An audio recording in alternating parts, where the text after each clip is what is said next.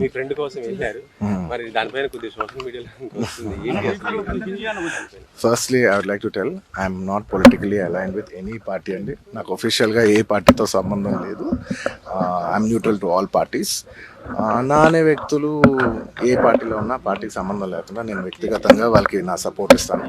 It could be my uncle Pawan Kalyan గారు. My love and support is always there for him. And లేదంటే నా friend నంద్యాలలో రవి గారు అవ్వచ్చు, లేదంటే రేపు మా మావయ్య గారు చంద్రశేఖర్ రెడ్డి గారు కావచ్చు, లేదంటే రేపు మా బన్నివాస్ కావచ్చు, ఎవరైనా కావచ్చు. పార్టీకి సంబంధం లేకుండా నేను వాళ్ళకి మద్దతు ఇస్తాను. And my support will be there to my close people. And మీరు పర్టికులర్ అడిగిన దానికి నంద్యాల దాని గురించి చెప్పాలంటే, రవిశంకర్ రెడ్డి గారు నాకు ఎన్నో ఏళ్ళుగా, గత 15 ఏళ్ళుగా మంచి ఫ్రెండ్. అండ్ ఎప్పటి నుంచో నేను ఒక మాట అన్నాను, బ్రదర్ మీరు ఎప్పుడైనా పాలిటిక్స్లోకి వస్తే ఖచ్చితంగా నేను మీ ఊరు వచ్చి మీకు సపోర్ట్ చేస్తాను ఎప్పుడు అనేవాడిని. నేను మాట ఇచ్చాను. బట్ 2019లో ఆయన యాక్టివ్ పాలిటిక్స్లోకి వచ్చిన తర్వాత నేను అప్పుడు రాలేకపోయాను, ట్వీట్ పెట్టాను.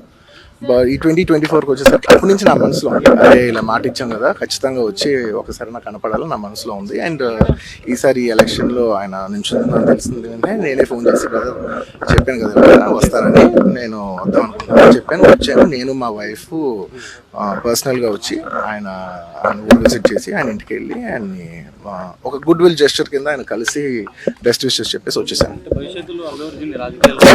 లేదు, థ్యాంక్ యూ. నన్ను కాదని మీరు జగన్ కి ఓటేశారు, మర్చిపోను.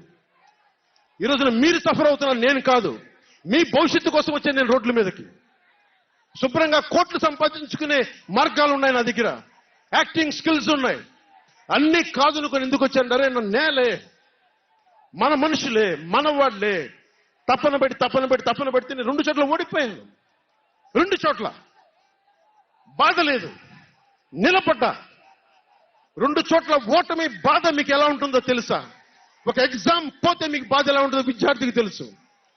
అలాంటిది నేను 2 చోట్ల ఓడిపోతే నేను నిరాశ, నైరాశ్యం, బాధ ఉండింది.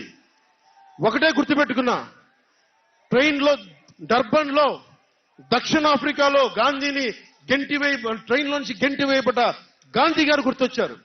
ఏ ఆటుపోట్లు తీసుకోకుండా మన పార్టీని నడపలేం, అవమానాలు తీసుకోకుండా ముందుకెళ్ళలేం.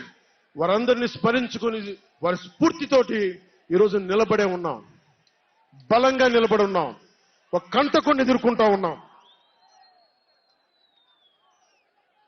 మీరు చెప్పండి, మీకు కాంటాక్ట్ సర్టిఫికేట్ కావాలి ఉద్యోగాలకు వెళ్ళాలంటే? మీరు ఉద్యోగాలకు వెళ్ళాలంటే కాంటాక్ట్ సర్టిఫికేట్స్ కావాలి, పాస్పోర్ట్ కావాలంటే మీ ప్రవర్తన ఎలాంటి ప్రవర్తన కాంటాక్ట్ సర్టిఫికేట్లు కావాలి. ఒక ముఖ్యమంత్రికి కాంటాక్ట్ సర్టిఫికేట్లు అవసరం లేదు. ఎన్ని కేసులున్నా పర్లా, ఈ ఉండే గూండా ఎమ్మెల్యేలకి ఎన్ని దోపిడీలు చేసినా వాడికి కాంటాక్ట్ సర్టిఫికేట్ అవసరం లేదు. పోలీసు ఉద్యోగానికి వెళ్ళాలంటే కాంటాక్ట్ సర్టిఫికేట్లు, చిన్నపాటి ఉద్యోగం కావాలంటే కాంటాక్ట్ సర్టిఫికేట్లు. కానీ మనల్ని పాలించే ఈ వైఎస్ జగన్ కి, వీళ్ళ అనుంగులైన ఈ దాష్టీకుల సమూహానికి కాంటాక్ట్ సర్టిఫికేట్ అవసరం లేదు. మనకి కాంటాక్ట్ సర్టిఫికేట్లు ఇచ్చే నాయకులు మనకంటే ఉన్నతంగా ఉండి తీరాలి. మీరు అలా కాకుండా దోపిడీగాళ్ళని, దొంగల్ని ఎన్నుకుంటే మనమే బాధపడాల్సి వస్తుంది. ఈ రోజున పొద్దున్నే పథకం కింద డబ్బులు ఇస్తాడు, సాయంత్రం సారా కింద పట్టుకోపోతాడు. జగన్ ఇచ్చేది చేయూత కాదు, చేతి వాటం. పొద్దున్నే డబ్బులు ఇస్తాడు, పొద్దున్నే పథకం కింద డబ్బులు, సాయంత్రం సారా కింద పట్టుకెళ్ళిపోతాడు. ఎక్కడైనా చూడు, డిజిటల్ పేమెంట్స్ లేవు, మొత్తం సారా డబ్బులంతా క్యాష్ డబ్బులు, మొత్తం క్యాష్ డబ్బులు.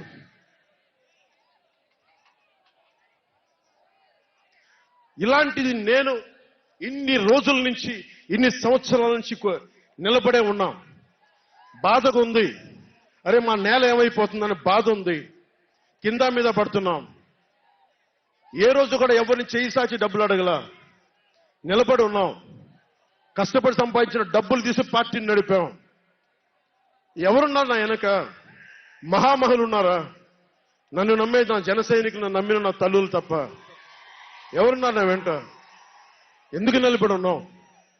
అరే నా దేశం బాగుండాలనే కదా, మన సమాజం బాగుండాలనే కదా, యువత భవిష్యత్తు బాగుండాలనే కదా నా తపన.